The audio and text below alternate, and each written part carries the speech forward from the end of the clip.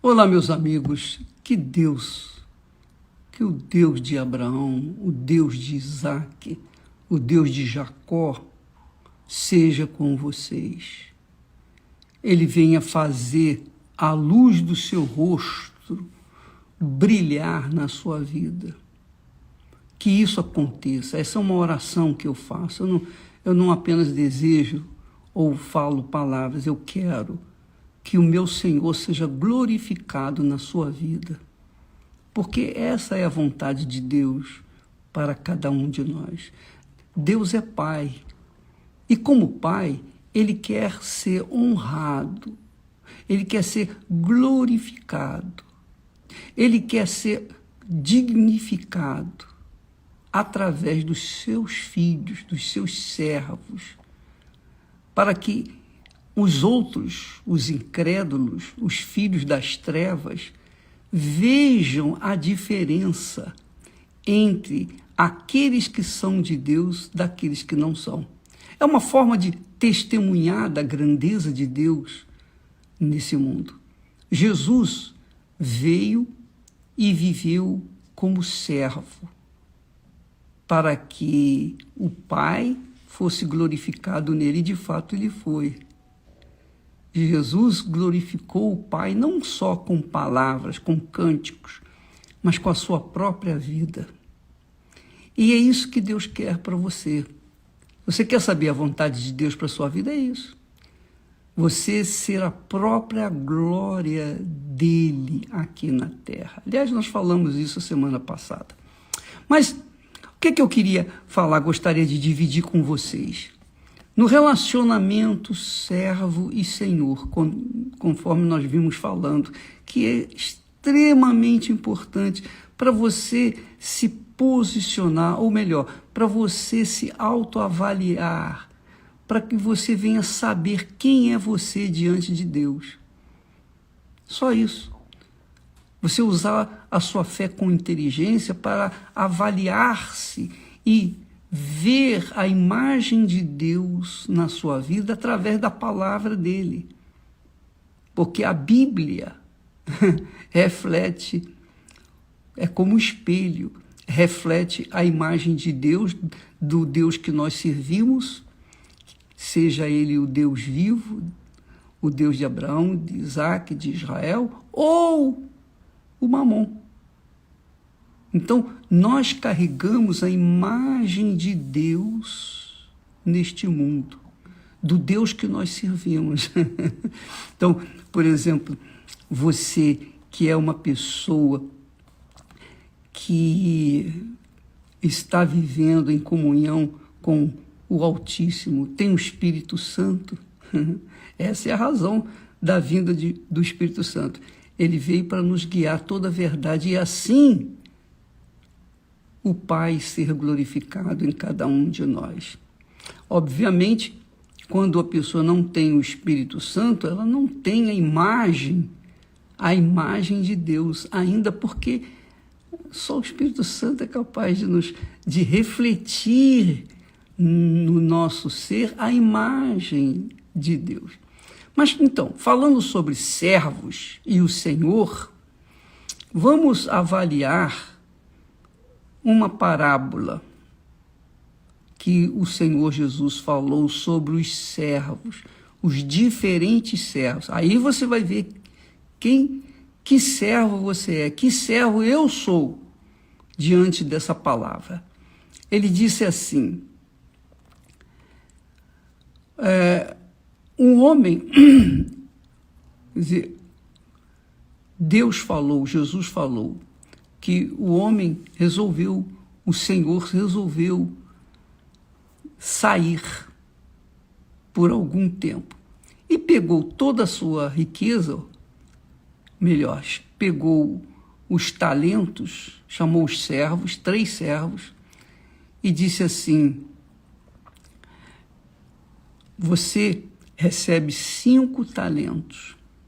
A Jesus deu 5 talentos, o Senhor deu 5 talentos. Ao segundo deu 2 talentos. E ao terceiro deu 1 talento. cada um segundo a sua capacidade. Cada servo recebeu o talento de acordo com a capacidade que ele tinha para desenvolver o seu talento, multiplicar o seu talento e trazer o lucro para o seu senhor quando voltasse. Esse é um teor, um dos teores da palavra dos servos. Então, a um deu 5 talentos, a outro deu 2 talentos e a outro deu 1 talento, de acordo com a capacidade de cada um. Veja que ele não deu 5 talentos para os 3, não. Você veja que Deus é justo. Porque ele é justo, ele não faz nada, absolutamente nada injusto. Quando ele deu talento para o que tinha 5, que recebeu 5 talentos, ele sabia que aquele primeiro que recebeu 5 talentos tinha capacidade para multiplicá-los. E o segundo, que recebeu 2 talentos, ele só tinha capacidade para multiplicá-lo 100%, os seus talentos. Mas o terceiro só tinha capacidade para multiplicar 1 talento. E ele foi justo, ele não foi injusto. Você diria, mas espera aí, poxa, ele tinha que ter dado 5 talentos para cada um, ou então dar 2 talentos para cada um, ou 1 talento para cada um. Não. Você sabia? Deixa eu falar para você. Alto, bom som. A maior desigualdade é a igualdade. A maior injustiça é a igualdade. Por quê? Porque a igualdade nivela os que são capazes daqueles que não são capazes. Então, quando se nivela os incapazes com os capazes, isso é uma injustiça. Então, por isso que Deus chamou para a igreja, constituiu para a igreja, a sua igreja, apóstolos, profetas, pastores, mestres. Quer dizer, cada um na sua função, mas de acordo com a capacidade de cada um. Então, Deus é justo, ele dá talento na medida que nós possamos multiplicar. Então, quando ele voltou e fez acertar as contas com os servos, o que tinha ganho 5 talentos, multiplicou-os, trouxe mais 5, 10 talentos. Então Deus, o Senhor, disse-lhe, muito bom, servo bom e fiel. Servo bom e fiel. Não disse servo bom, legal, não. Servo bom e fiel. Tem que ser bom e fiel. Não basta ser bom, tem que ser fiel. Não basta ser fiel, tem que ser bom. Tem que ser bom e tem que ser fiel. Então, aquele que recebeu 5 talentos, devolveu mais 5 e o Senhor lhe elogiou o seu trabalho, o seu desempenho e viu que ele realmente tinha condições de multiplicar os talentos. Ao segundo servo, não está falando de incrédulo, não. Ao segundo servo veio, Senhor, o Senhor me deu 2 talentos e eu os multipliquei. Eu tenho aqui 4 talentos. Então Deus falou para ele, ou o Senhor disse-lhe, muito bom. Você multiplicou os seus 2 talentos, então você é considerado bom e fiel também. Foste fiel, um pouco, sobre o muito te colocarei. Muito legal isso, né? E muito bacana, muito bacana. Foste fiel no pouco, sobre o muito te colocarei. Mas chegando o terceiro servo, eu não sei se esse servo era obreiro, se ele era pastor, se era bispo, eu não sei que tipo de servo era, eu sei que era servo, mas era um servo do Senhor, ele era um servo do Altíssimo, e ele havia recebido 1 talento. Então, quando ele recebeu 1 talento, ele foi, o que ele fez?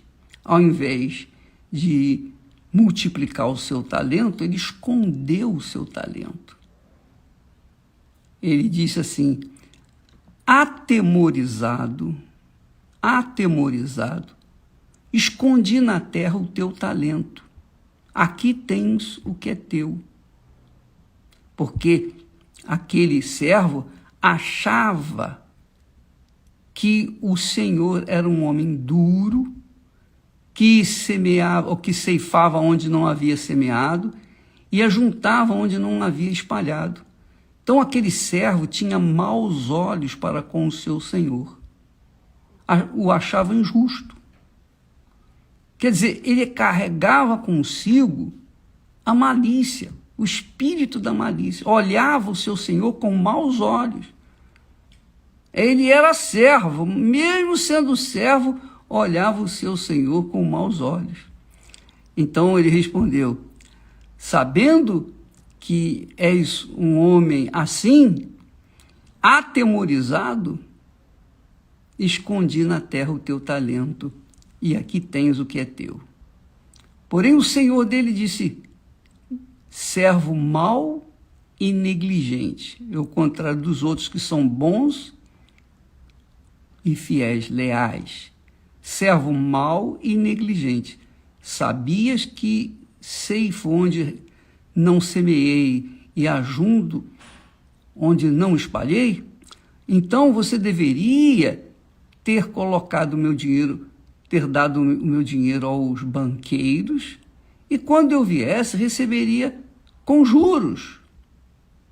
Então disse o Senhor para os seus demais servos: olha só, preste atenção. Tirai-lhe, pois, o talento e dai ao que tem 10 talentos, porque a qualquer que tiver será dado e terá em abundância. Mas o que não tiver, até o que tiver será tirado. E lançai, pois, o servo inútil, porque não foi bom nem fiel, lançai o servo inútil nas trevas exteriores. Ali haverá pranto e ranger de dentes. Quer dizer, a pessoa fica pensando assim: puxa vida, era um servo, o servo foi lançado nas trevas exteriores, onde há choro e ranger de dentes. Poxa, mas eu não entendo isso, bispo. Você não entende, sabe por quê, amiga e amigo? Porque você ainda não se tornou uma serva ou um servo. Porque quando a pessoa é serva de Deus, ela entende o seu Senhor. Ela compreende direitinho o seu Senhor. Por quê? Porque o seu Senhor a escolheu. O seu Senhor a chamou e a escolheu. E ela é serva de verdade. Leal, ela é boa e fiel ao seu Senhor. Mas você verifica que isso se dá dentro da igreja. Dentro das igrejas, as igrejas denominacionais, as igrejas físicas, as instituições, das quais a Igreja Universal do Reino de Deus também está incluída, todos nós estamos incluídos nesse contexto aqui, e dentro das igrejas existe o servo bom e fiel, que procura servir ao seu Senhor, não servir aos homens, não querer agradar, paparicar, lisonjear os homens, mas ele está ali para servir a Deus. Ele é servo não só na igreja, enquanto está à vista dos outros. Ele é servo também quando está em casa, quando ele serve bem a sua esposa, ela serve bem ao seu marido, porque o casamento é um reflexo, é uma imagem de Jesus e a sua igreja, que é o corpo dele. Então, é o casamento, né? Jesus é o cabeça, a igreja espiritual é o corpo do Senhor Jesus. Então, quando o casamento está bem entrosado, é porque eles a tenha servido e ela a tenha servido. Os dois compactuam da mesma fé e os dois se servem entre si. E aí o casamento segue em harmonia. Mas o importante é saber que o Senhor Jesus trata aqui de um servo inútil e negligente. Um servo como tantos têm vivido nesse mundo afora. Porque quem é servo bom e leal, fiel, esse servo não dá problema para o seu senhor. Esse servo ele não é negligente, ele não é rebelde, ele não é uma pessoa difícil de se lidar, porque ele é bom no que faz e é leal ao seu senhor. Avalie, minha amiga e meu amigo, a sua vida. Que tipo de servo você é? Eu me avalio, eu procuro ver, eu sou cheio de falhas, defeitos, erros, porque eu sou homem. Todos nós erramos, todos nós falhamos, todos nós pecamos, porque está escrito que aquele que diz que não tem pecado é mentiroso, não é? Então todos nós falhamos, mas aqui não se trata da falha de pecados, aqui se trata do caráter, porque há os servos bons e fiéis e há os servos negligentes e infiéis, ou servos que não tratam o Senhor da forma como ele deve ser tratado. Servos maus e negligentes. É o que mais existe dentro das igrejas, desgraçadamente, infelizmente. Essa é uma realidade triste, mas é uma realidade. É uma realidade. Então, você quando vê, por exemplo, pastores que saem por aí atirando para tudo quanto é lado, você vê, por exemplo, quando o servo é verdadeiro, é bom e fiel, ele não se importa em agradar aos homens, porque ele não espera a honra, a glória dos homens. Ele espera a glória do seu Senhor. É o Senhor, o Pai, quem honra aqueles que servem ao Senhor Jesus. Então, quando o servo é servo, ele é bom e é fiel. Mas quando o servo não serve, ele é mau e negligente. E por isso a vida desse servo fica travada, amarrada, presa. E essa é uma das razões porque muitas pessoas dizem: o Senhor é meu pastor, nada me faltará. Coisa mais simples falar isso, confessar isso. Mas quando vai olhar com lupa a vida desse servo ou dessa serva, se vê muita coisa errada. Nota-se logo que é mau, ou serva má, e negligente, infiel, desleal. E aí a vida está assim, é por conta disso. A culpa não é dos outros, não. A culpa não é por causa do seu Senhor, não. A culpa é por causa de si próprio.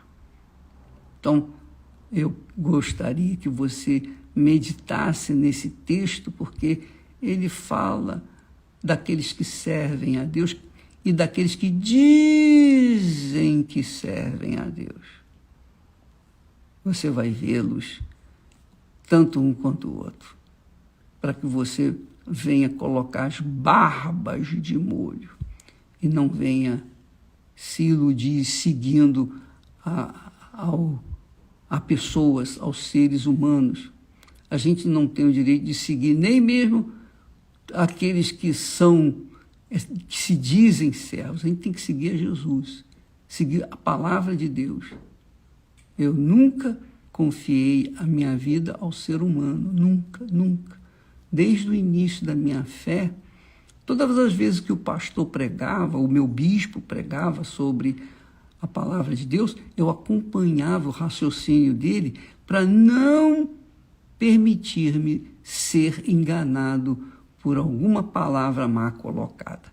Então você deve avaliar também o seu pastor para que você não venha acabar tentando servi-lo para agradar a Deus. Não, você tem que servir a Deus. O servo é servo do Senhor. Só existe um Senhor, não existem dois senhores.